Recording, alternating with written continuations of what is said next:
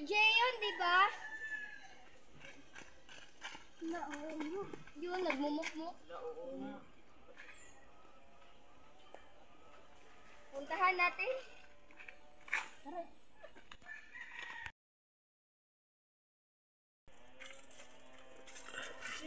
Anong nangyari? Akala ko kasi siya na, si Maki na. Pero, iniwan lang ako niya. Meron siyang iba. Hahay. Alam mo, Jay, hindi ka nag-iisa. Lahat tayo, at some point na dumaan sa ganyan. Well, minsan, kailangan talaga ng acceptance eh. Darating na ang oras na maging okay ka. Okay lang na umiyak naman.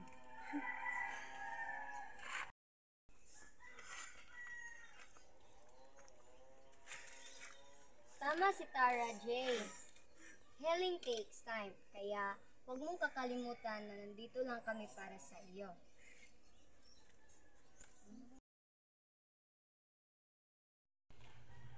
Alam mo, Jay, may nabasa ako dati.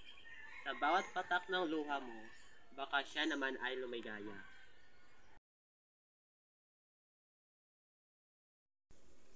Grabe ka naman, Benche. Lalo mo pinapalala. Minsan kasi, kailangan mo lang tanggapin na hindi lahat ng gusto natin, tayo ang para sa doon. Parang sa math, minsan kahit anong calculation mo, hindi ka talaga masosolve. Oo nga. Kaya dapat, Jay, huwag ka na rin mag-focus sa mga wala na. Mag-focus ka sa mga dadating pa.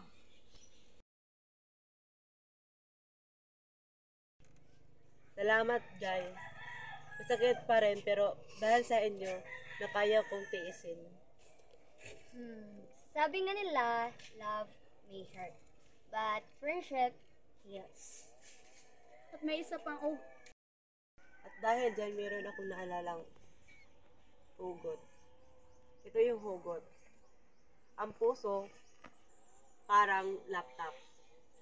Minsan, kailangan mo munang i-shutdown bago mo mag-restart. Yun lang, guys. Salamat talaga sa inyo.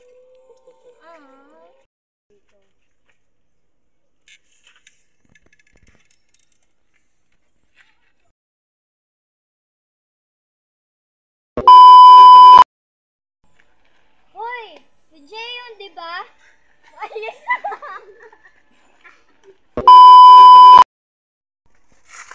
Jay, may problema ka? At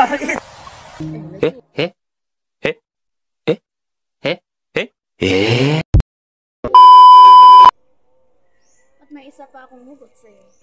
Ay, wait. Meron pala akong hugot sa inyo. Ay, wala. Oh, ako pa di ay.